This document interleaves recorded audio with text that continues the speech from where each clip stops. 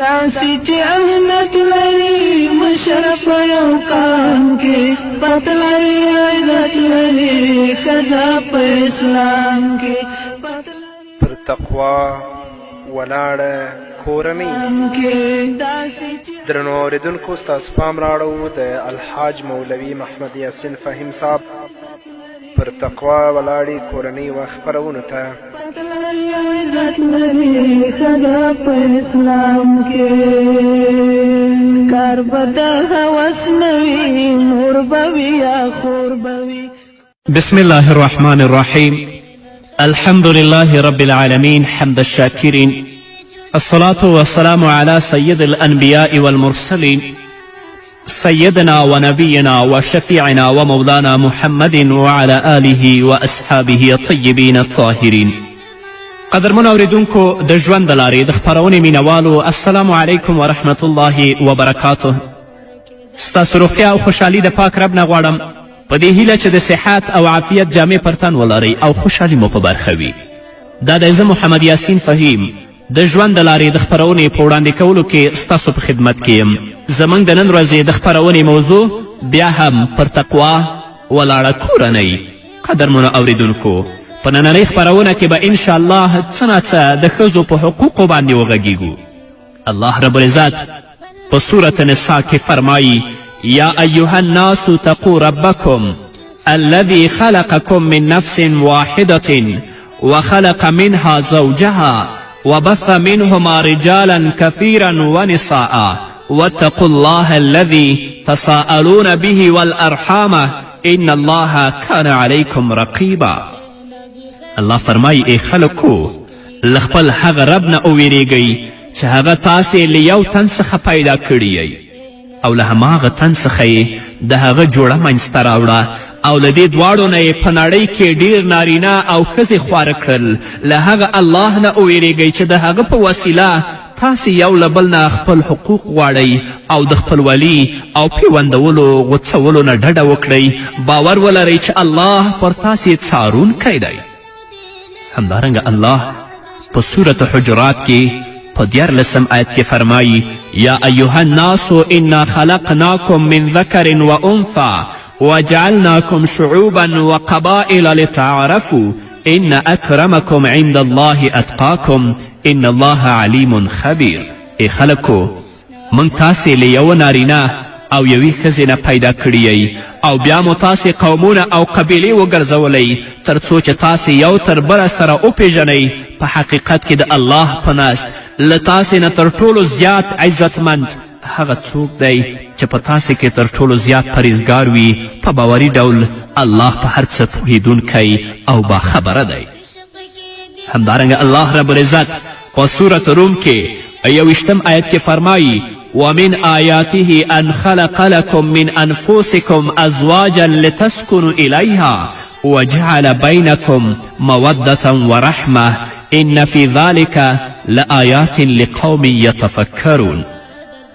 د الله رب العزت د قدرتونو د نښانو څخه یوه نښه دا ده چې ستاسې لپاره یې همداسې له جنس نه میرمنې پیدا کړي تر څو چې تاسې له هغو سره آرام ترلاسه کړئ او ستاسې یعنی د ښځې او خاوند په منځ کې مینه او خواخوږي الله پیدا کړه په باوري ډول او په یقیني توګه. په دې کې د خلکو لپاره ډیرې نښانې دي چې غور او فکر کوي. الله وایي وخلق منها زوجها. مفسرین لیکي چې الله رب العزت بی حوا د حضرت آدم علیه الصلاة والسلام د چپې پښتۍ نه پیدا کړه لیسکن الیها. سورة اعراف کې 109 آیت کې الله فرمایي لیسکن الیها چې پرې آرامه شي. په دې معنی چې ځینې له ځینو نورو سره د آرامتیا احساس وکړي. رسول الله صلی الله علیه وسلم له ښځو سره او د میرمنو سره په نرم چلند او مهرباني لارښودنه کړې. محمد رسول الله صلی الله علیه وسلم د عرفې په ورځ په حجة الوداع کې د ښځو د حقونو اعلان وکړ. الله رب العزت محمد رسول الله صلی الله علیه وسلم ته 4 لورګانې ورکړې وې، عمرونه یې ورزیات کړل.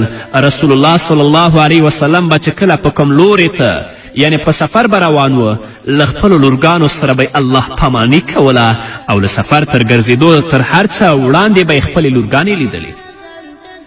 رسول الله صلی الله علیه وسلم فرمایي فإن المرأة خلقت من ضلع، ښځه له چپې پښتۍ پیدا شوې ده. حضرت عبدالله ابن عباس رضی الله تعالی عنه فرمایي حوا بیبي د حضرت آدم علیه السلام له چپې پښتۍ څخه پیدا شوې ده. ښځه په ټولنه کې مور ده، ښځه په ټولنه کې خور ده، ښځه په ټولنه کې لور ده، د ژوند شریکه ده، ښوونکې، روزونکې، مبلغه او دعوتګره ده. الله رب العزت د خپلو بندگانو ترمنځ نیک او غوره عمل ته لومړیتوب ورکوي. په صورت احزاب کې 15 آیت کې الله فرمایي ان المسلمین والمسلمات والمؤمنین والمؤمنات، بېشکه مسلمان نارینه او مسلمانانې ښځې، مؤمنان نارینه او مؤمنې ښځې. په همدې ډول د دغه آیت تر پایه د نارینه او ښځې ترمنځ ښه او غوره کارونه یاد شوي دي. الله رب العزت په صورت آل عمران کې 195 آیت کې فرمایي فاستجاب لهم ربهم انی لا اضیع عمل عامل منکم من ذکر و انثى بعضکم من بعض، او د هغو رب ورته په ځواب کې فرمایي زه له تاسې نه د هیڅ یو عمل نه ضایع کوم، که نارینه وي او که ښځه وي. که په دنیا کې نارینه نیک عمل کوي، که ښځینه نیک اعمال کوي، هغه الله نه ضایع کوي، الله به یې بدله ورکوي، دا نه چې د نارینه و قبلیږي او د ښځو نه.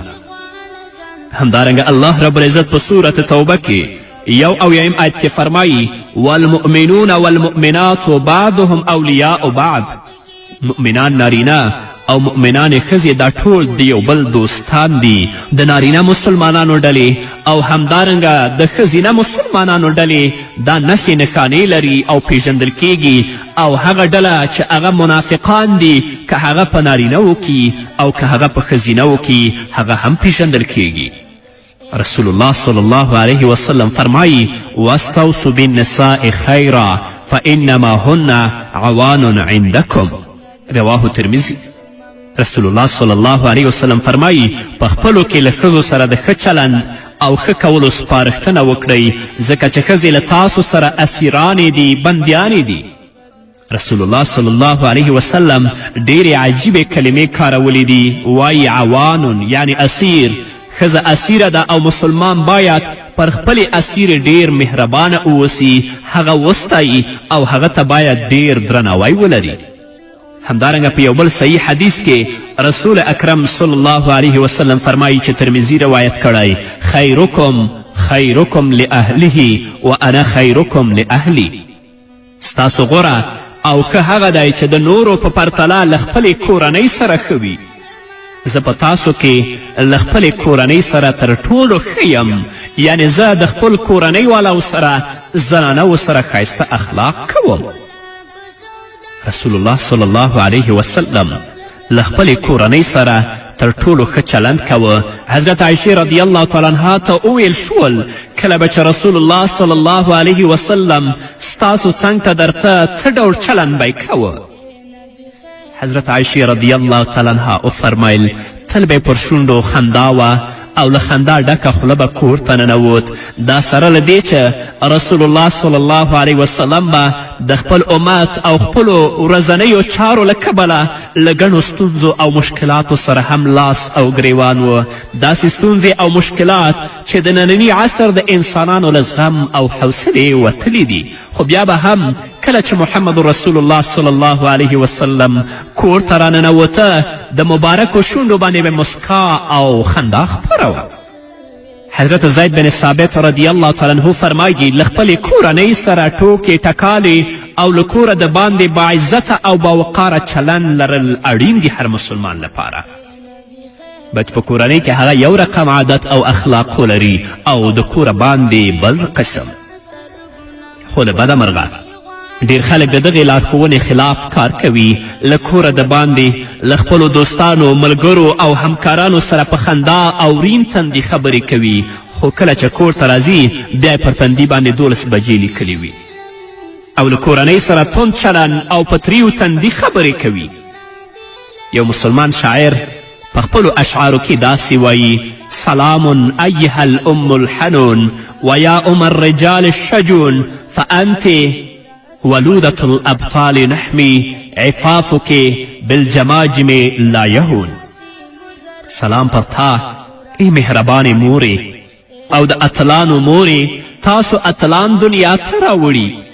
موږ په خپلې وینې مال او ځان سره ستا پاکلمني او سپېڅلتیا ساتو او نه پرېږدو چې سپکاوی ورته وشي. یو عالم یوې پاچاهي ته ولاړه، ویلې ده چې د پاچا لور د خپل پلار تر څنګ ناسته ده. پاچا وویل اورېدلی مې دی چې خلک وایي چې تا نږدې نجونې لرې کړې دي او لرې دې در نږدې کړې دي او خپلولي دې هم شلولې ده. عالم ویلې نه ښاغلی باچا داسې نه ده.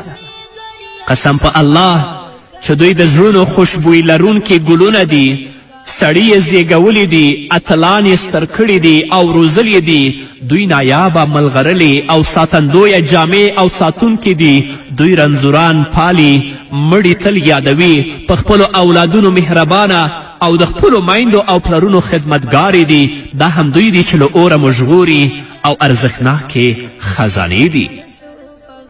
رسول الله صلی الله علیه وسلم فرمایلی دي من عال جاریتین فربا واحسن الیهن وزوجنا کن له حجابا من النار رواه احمد.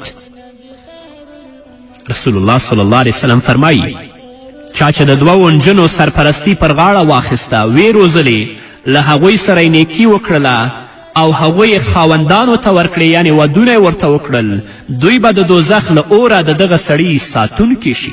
یعنې دا دوه نجونې به د آخرت په ورځ د الله په حضور کې شفاعت کوي او دا سړی به د جهنم نه ساتي. د نجونو روزنه او پر هغوی د الله د کتاب او د رسول الله صلی الله علیه وسلم د سنت روزنه او د همدغو دوو بنسټونو له مخې سترول سړی د دوزخ له اوره ژغوري. په نارینهو کې داسې شته چې د ښځو نوک ته هم رسېدلی نشي او په ښځو کې هم داسې ښځې پیدا کیږي چې تر زرو نارینهو او سړیو ښې او غوره وي. ولې ښځو ته ارزښت ورکوو؟ په نننۍ خپرونه کې موږ ولې د ښځو په حقوقو باندې غږیږو؟ دا ځکه چې ښځه زموږ په ټولنه کې مظلومه پاتې شوې. په هغو بیچارهګانو باندې ظلمونه کیږي، هغوی دردیږي. د میراث حق خو چا هم خویندو ته او ښځو ته نه دی ورکړی.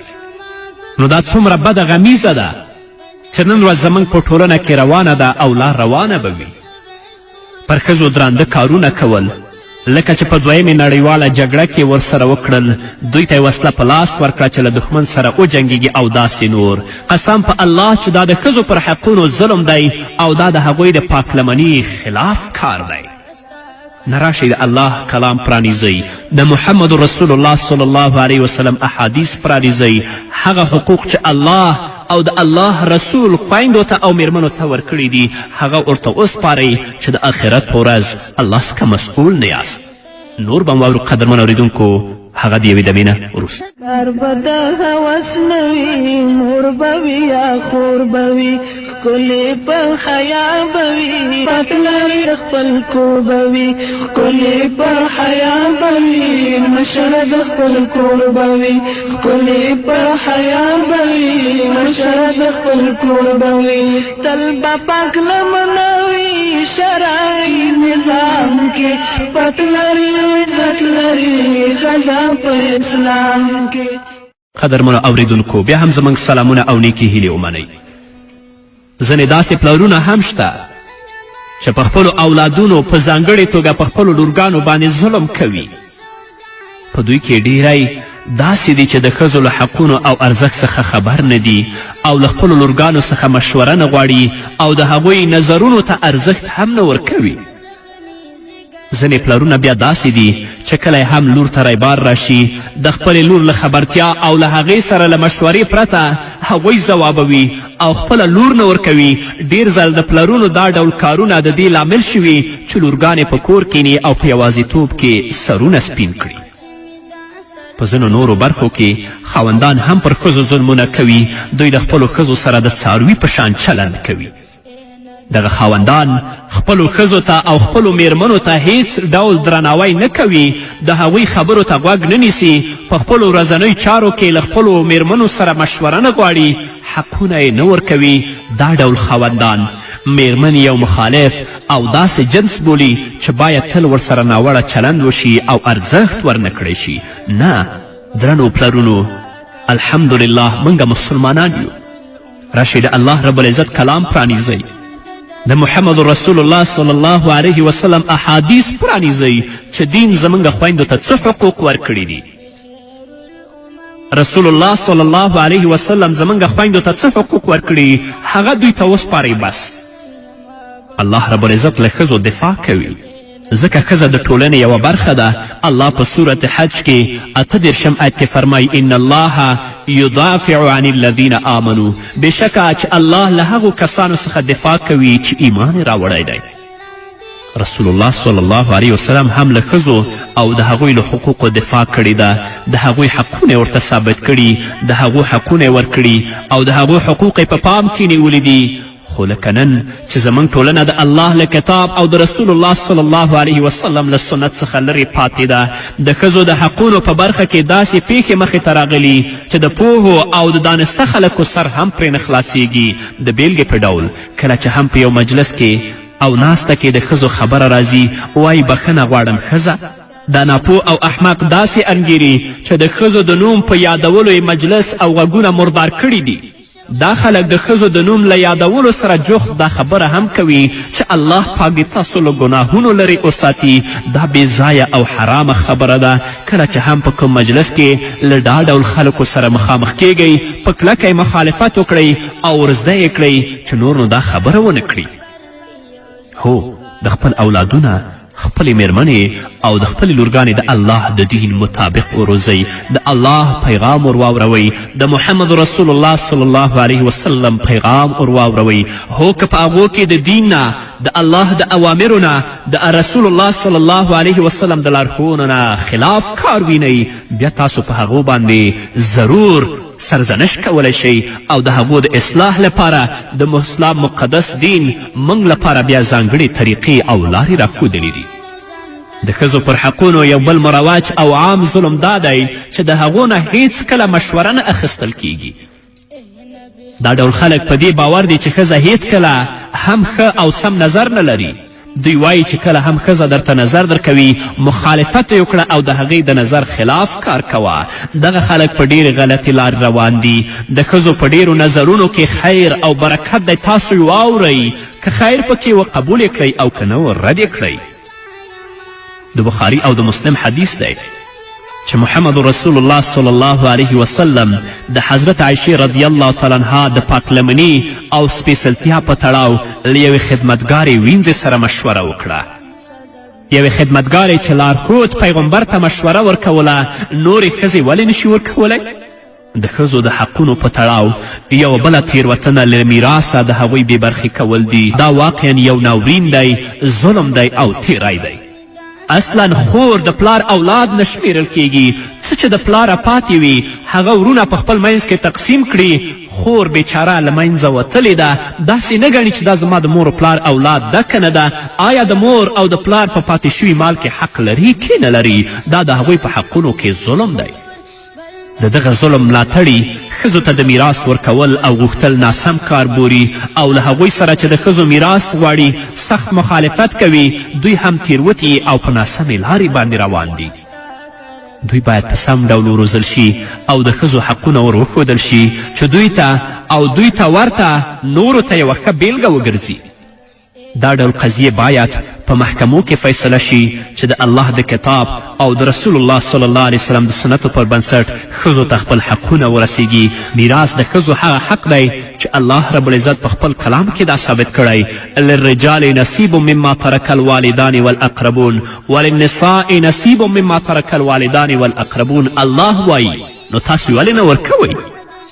نن ورځ چې کورنۍ دومره په درد او غم او بې اتفاقي کې اخته دي، یوازینی لامل یې دا دی چې تر اوسه پورې نارینهو هم خپل حقوق نه دي پیژندلي او تر اوسه پورې ښځینهو هم خپل حقوق نه دي پیژندلي. والله زه په دې خبره باندې باوري یم که خاوند د خپل ښځې حقوق پوره کړي او ښځه د خپل خاوند خپله حقوق پوره کړي، اولاد د خپلو پلرونو او میندو حقوقو ته متوجه شي او همدارنګه والدین د خپلو اولادونو حقوقو ته متوجه شي، په کورنۍ کې په ټولنه کې به اصلا ستونزه او کړاو نه وي. نن ورځ چې دومره په درد او غم او په مصیبت کې زموږ ژوند تیریږي، یوازینی لامل دا دی چې موږ د یو بل حقوق تر پښو لاندې کړي دي. الله دې موږ ته توفیق راکړي چې د الله د کلام موافق او د محمد رسول الله صلی الله علیه وسلم د لارښوونو موافق عمل وکړو، تر څو چې الله رب العزت په دنیا او په آخرت کې موږ ته د عزت ژوند نصیب کړي. په همدې هیله قدرمنو اوریدونکو، دا به زموږ د نن ورځې خپرونه چې ستاسو درانه حضور ته وړاندې شوه. تر بلې خپرونې پورې چې زه بیا هم ستاسو درانه حضور ته راځم، تاسو ټول په پاک رب سپارم. پاتې ژوندم نیکمرغه، ښاد، بریالي او کامیاب اوسئ. انت ملغل راشي څومره چې مسکو راشي، ژوند به مطمئن لري خاص جنتي خوراشي. ژوند به مطمئن لري خاص جنتي خوراشي. ژوند به مطمئن لري خاص جنتي خوراشي. کمال بیبیانو لري د خپل مقام کې، پات لري عزت لري ښځه په اسلام کې. پات لري عزت لري ښځه په اسلام کې. داسې چې اهمیت لري مشر په یو کام کې. پات لري عزت لري ښځه په اسلام کې. پات لري عزت لري ښځه په اسلام کې. کار به د هوس نه وي، مور به وي یا خور به وي، ښکلې په حیا به وي، مشره د خپل کور به وي. ښکلې په حیا به وي، مشره د خپل کور به وي. ښکلې په حیا به وي، مشره د خپل کور به وي. تل به پاک لمنه وي شرعي نظام کې. پاک لري عزت لري ښځه په اسلام کې. پاک لري عزت لري ښځه په اسلام کې. تل به پاک لمنه وي شرعي نظام کې. پاک لري عزت لري ښځه په اسلام کې. پاک لري عزت لري ښځه په اسلام کې. منځ جنسیت خو څه دلته اعتبار نه دی، منځ جنسیت خو څه دلته اعتبار نه دی. پرېږده سراجي نړۍ دا د هغو کار نه دی. پرېږده سراجي نړۍ دا د هغو کار نه دی. پرېږده سراجي نړۍ دا د هغو کار نه دی.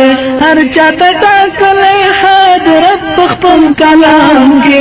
پاک لري عزت لري ښځه په اسلام کې. پاک لري عزت لري ښځه په اسلام کې. هر چاته ټاکلی حد رب په خپل کلام کې. پاک لري عزت لري ښځه په اسلام کې. پاک لري عزت لري ښځه په اسلام کې. داسې چې اهمیت لري مشر په یو کام کې. پاک لري عزت لري ښځه په اسلام کې. پاک لري عزت لري ښځه په اسلام کې. داسې چې اهمیت لري مشر په یو کام کې. پاک لري عزت لري ښځه په اسلام کې. پاک لري عزت لري ښځه په اسلام کې. پاک لري عزت لري ښځه په اسلام کې. پاک لري عزت لري ښځه په اسلام کې. داسې چې اهمیت لري مشر په یو کام کې. پاک لري عزت لري ښځه په اسلام کې. پاک لري عزت لري ښځه په اسلام